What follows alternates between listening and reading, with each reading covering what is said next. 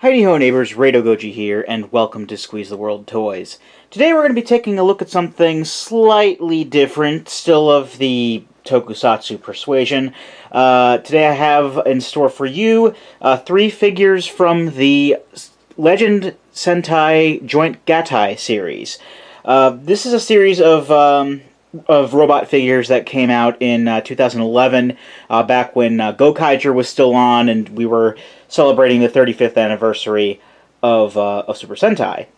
What the series itself is a bunch of re-released old Sentai mecha, well, old and new at the time, that had this a quite different gimmick where the components themselves didn't really transform and combine per se. They actually broke up into parts that could then be reconfigured in the robot form.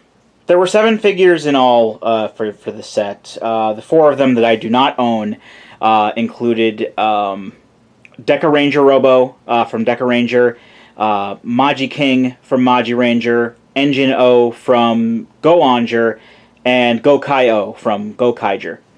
I do have the other 3 though, and we're going to start showing them off here with the first set, which is Daizyujin from Gow Ranger, which is probably best known for, or at least in the West, for being the show that was adapted into the original Power Rangers. So basically here we have the Bosu Tyrannosaurus, and you can already tell just by looking at him that there are quite a few differences between this and the deluxe version. He looks a little bit hunched over like this, a little bit more than usual. And like I said before, this guy does break up into different parts, 7 different parts in fact, but there is no articulation anywhere on him.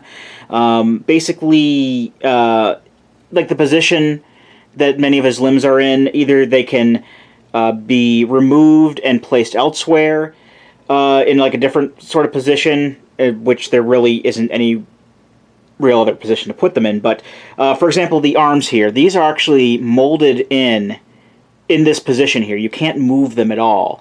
It's kind of like in a weird sort of halfway position where they're still kind of folded up enough to not really notice them much in the full combination, but out enough so that while he uses the T-Rex, doesn't look too awkward, I guess you could say. Obviously, the pain taps aren't as detailed as the original deluxe. I mean, you can tell straight away his chest plate is solid black for some reason, even though it was, from what I remember, I remember it being more like a mix between like red and gray and some yellow on there as well. But yeah, the parts that he can he can separate into, we got the tail can come off there. The lower legs can come off. There really isn't too much of a reason to do this unless you decide to use these in one of your super custom combinations, which I'll talk about later. Normally they are just like in these sort of positions while, in the transformation phases and whatnot, in any of the different official combinations. The upper legs and the torso can separate, and then in the back here, these 2 heads, but one is the T-Rex head and the other is the robot head, those kind of separate out as well. So you've got this pile of parts there. So that's basically the gist of what we got to deal with here is, like I said, instead of just there being any transformation joints or anything, you just pull it apart and then put it back together, which I decided to do in a jump cut. So let's go ahead and put him off to the side here.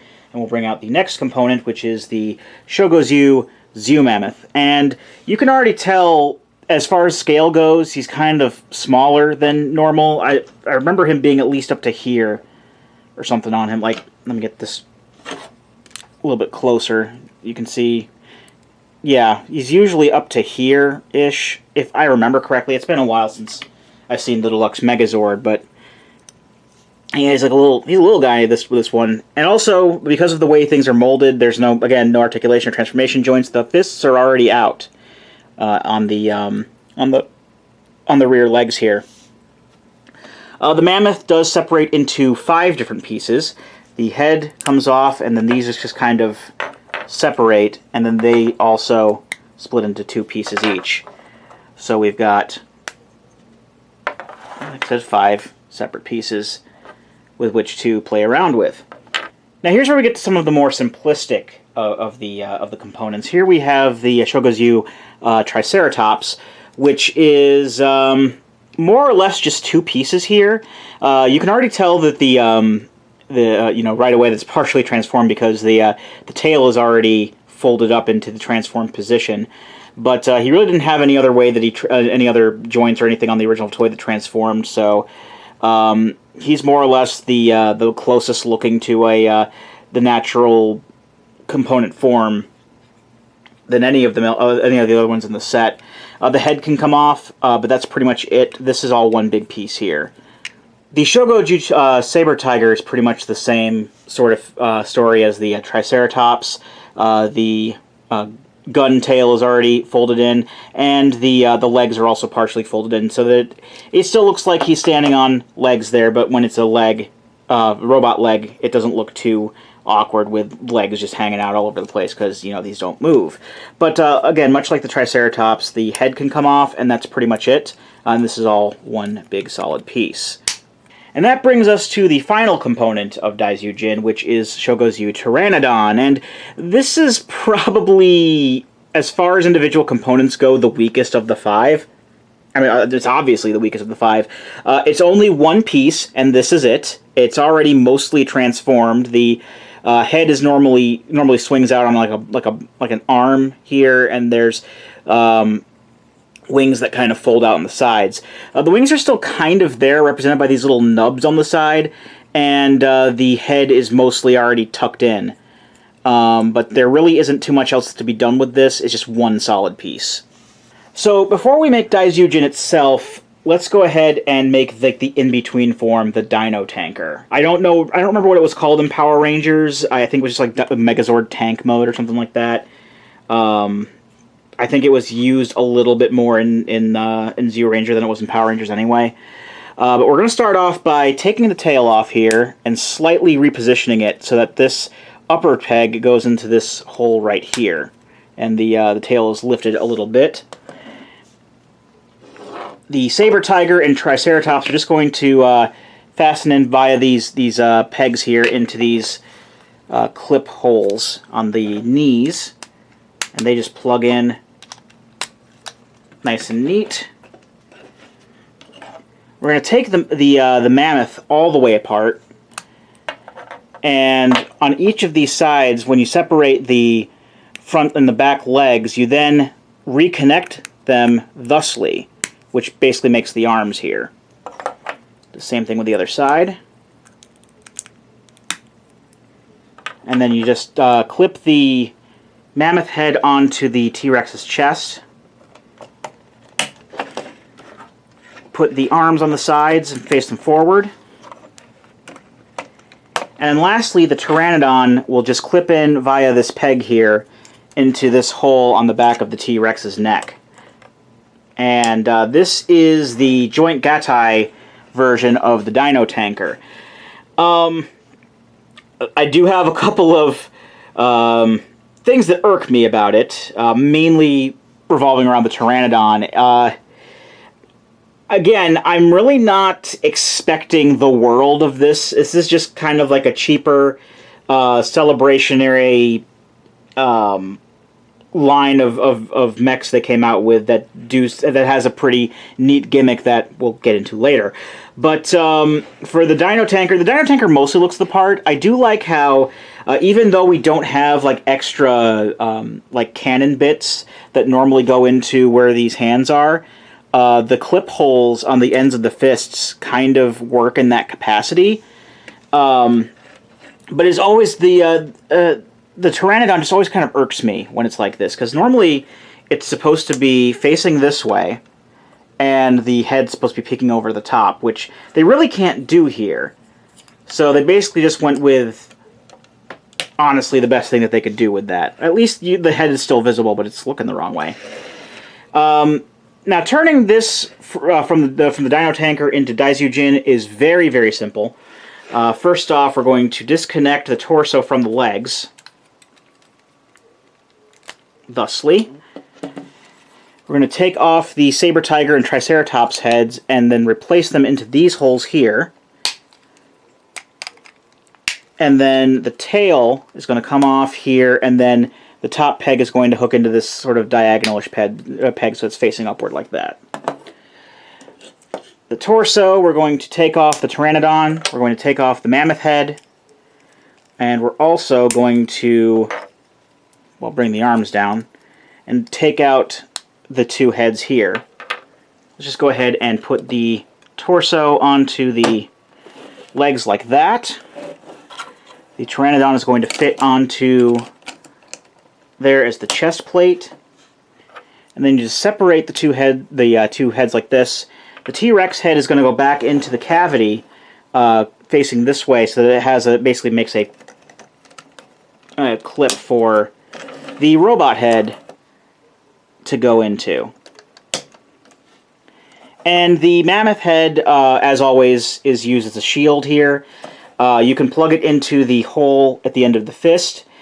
If you just have the hand facing down, clipped into that hole, it looks better that way. It also doesn't get in the way, but I found that if you're facing the shield forward, clipping it into the other peg just looks a little bit better. But that is Daizyujin, and this is basically the main strength of the setup here, is that it definitely looks the part in robot mode, and all of the amusing little inaccuracies in the component modes are basically just to make up for the fact that it's as accurate as it possibly can be in the robot mode, which does look better than any of the other ones combined. Now, obviously, we don't have, again, the cannon parts because there aren't any that come with it.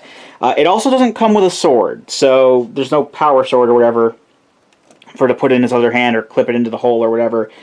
None of these actually come with any swords or shields or anything that aren't already part of the component, or even if they are part of the component, they still won't have swords, as we'll see with the next figure.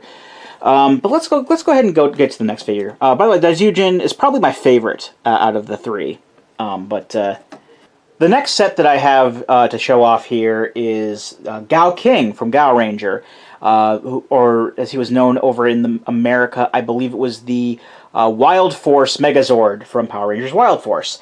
Basically comes with the 5 main power animals, the first of which is obviously Gow Lion, used by Gow Red, and he's very, very small, especially when you compare him to the other components here, as we'll see. Very kind of, he seems kind of squished to me, like he should be a little bit, longer or something like that. In fact, he only has 2 parts to him. The head can come off, if you can get a good grip on it. There we go. But this is all one solid piece, which is kind of odd. But there you go. And then we got Gow Eagle, which is actually comprised of 4 different parts. We've got the main body, the wings can come off, like this, and also the tail part that houses the robot head also comes off. And I think the wings, I mean, I'm not a huge Gow Ranger expert. I like the aesthetic of a lot of the stuff in the show. I've just never been interested in watching it because I heard it wasn't very good. My limited knowledge tells me that the wings are supposed to be a little bit thicker than they are here. But considering what the wings are meant to do for the overall combination, and they're pretty much tailor-made specifically for that mode, it's understandable that it's like that. Then we have Gow Shark here. Gow Shark is very simplistic. He can separate into 2 parts, a front half and a back half.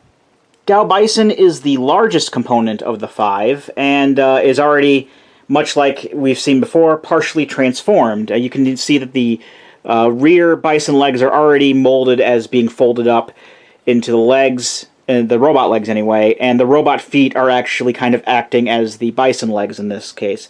Not a complaint, just, I find these these sort of foibles very amusing. That's the word I'm thinking of.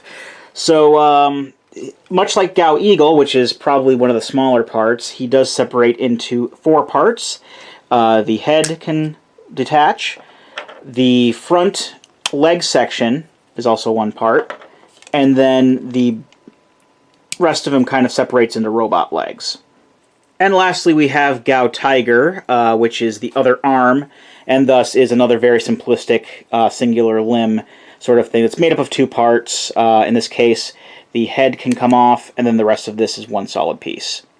Now, in forming Gow King, there really isn't an in-between form, so I'm going to be starting from the bottom and going up. Gow Bison forms the legs, and the head can actually stay where it is. You just take off the front leg portion, separate the back of the bison into the legs, and then clip them into the front feet. And that's the whole lower torso section there. Then you take Gow Lion, and he just snaps right into the top there. No futzing about with parts are necessary. Also, he kind of hangs off the back. He's supposed to do that. That's okay. Gow Shark, I'm going to twist this so that this little panel is facing outward, and then this will just clip on to the shoulder. Same sort of thing with Gow Tiger, just twist the head like this, and that's the other arm. And possibly the next most complicated part is Gow Eagle. I say complicated, but it's not complicated at all. He fully disassembles, and then you take the eagle, the main eagle body. This is going to fit into a cavity in the top of Gow Lion. The wings are going to connect so that they're basically accentuating the lion head on the front. And lastly, the tail / robot head is just going to clip into the top thusly. And that's Gow King. Again, kind of funny that half the lion is just kind of standing on nothing in the back, but again, looks the part. I like it, the way it looks. Again, no sword. Normally the sword, I believe, is the tail fin of the shark. It kind of detaches and then is held in the shark's mouth, but no such luck here. So that's Gow King. Pretty nice. My second favorite of the three. So that does mean that the last one is my least favorite, but that in no way implies that it is bad. It just means I like it the least of the three. And that is ShinkenOh from Shinkenger, or I believe the Samurai Megazord from Power Rangers Samurai. So first off, we have Shishi Origami, the lion. This separates into 5 parts. We've got the whole big leg section, the hind leg section comes off. And there's this little torso block. And then the front legs will also detach. And before you ask, yes, some of them kind of sort of turn into their emblem modes. This is the closest we're gonna get for the lion. You can tell that they even kind of outlined the fire symbol in there, but you do have the lion head hanging out. But this is close enough to the emblem mode for this. One of the funny things I do see here is that how these corners here, the bottom corners, they're supposed to be able to fold out or fold down when it's forming the animal mode. And they're intact here, but you can still see the corners on the hind legs there, so that's pretty funny. Next up we have Ryu Origami, the dragon. And as you can tell, it's pretty much compacted into its leg mode, albeit with a robot head hanging off his butt. I guess they were looking for some place to put this. Normally the head is inside of the lion, and the helmet is held in a compartment. I think around in here is where it's normally held for the inside the dragon. But since we're basically just dealing with solid parts with no transformation involved, they just decided to go ahead and stick it on the back here. Again, normally this is longer, but he's compacted into basically his leg mode here. And there is no possible way to slide this into the emblem mode or anything like that. But the head comes off, and obviously the robot head is going to come off too. Next up is Kame Origami, the turtle. Already partially transformed, as you can see here, with the fist already being deployed, and the fins aren't even out, but the turtle head sticks out, which is funny. And this is also the closest we're going to get to an emblem mode for that. But the separation into parts, she only has 2 parts to her. Just kind of separates into 2 parts like that. Kuma Origami, the bear, is very much like Ryu Origami, although when he transforms into his leg mode, it's very similar to his animal mode anyway, so he looks most the part, I think. I mean, the lion does as well, but I think he looks most the part when comparing the aesthetics directly to the normal components. And he only has the... his head comes off, much like the legs for Daizyujin. And lastly, we have Saru Origami, the monkey. Because of the way everything is, the arms are kind of fused together in the front. I mean, it still looks like it's in the same sort of pose, but yeah, I'm just used to the arms being separated like that. Also, we can technically turn this into an emblem mode of sorts by reconfiguring, because it only turns into the 2 parts here. We can reconfigure it like that and make, you know, most of the triangle there, but the monkey head sticks out. Okay, so let's get into combining ShinkenOh here. We're going to start again with the legs. Kuma, you just take the head off and reposition it there. That's 1 leg done. Ryu, we're going to take the head off, put it to the side, well, the robot head anyway, and then just like with Kuma, we're just going to take the dragon head off, relocate it, and that's the legs done. Bringing in Shishi, we're going to take the front legs off and then reposition them so that they're facing upwards and they are pegged in like this. So that's just really quick to do there. This whole section is going to come off, and then this torso block is going to disconnect and then reconnect the other way, and then that's going to connect to the bottom right here to make the torso. And then we'll just go ahead and clip the legs where they need to go. Kame Origami, we're going to disconnect the parts and then reconnect them like this. And then this will just clip onto the side. Saru Origami, same sort of thing. Just separate the parts and then comes together like this. And then connects to like that. And then the robot head just clips into the top. And that is ShinkenOh. Again, no sword, no real articulation to speak of. Never really talked about the articulation. It's pretty much the same across the board. You can swivel the legs out a little bit. There's full arm swinging room, and you can also turn the heads. And that's basically your lot with this. Again, this is my least favorite of the 3, but I still do like it, so it's not to say that it's bad or anything like that. Now, one of the big gimmicks of this series is that all of these pegs and holes on these robots are actually universal. So you can do all sorts of things to customize the robots to your liking. You can, for example, swap arms around. So we can give Daizyujin GaoKing's arms here. We can also do like that. Let's change these around while we're at it. There you go. Got different arms on people. You can swap the legs out. I know you were getting into a position of just leaving parts of components on there, but you know, it'll still work out. You can even swap out the individual legs if you want to.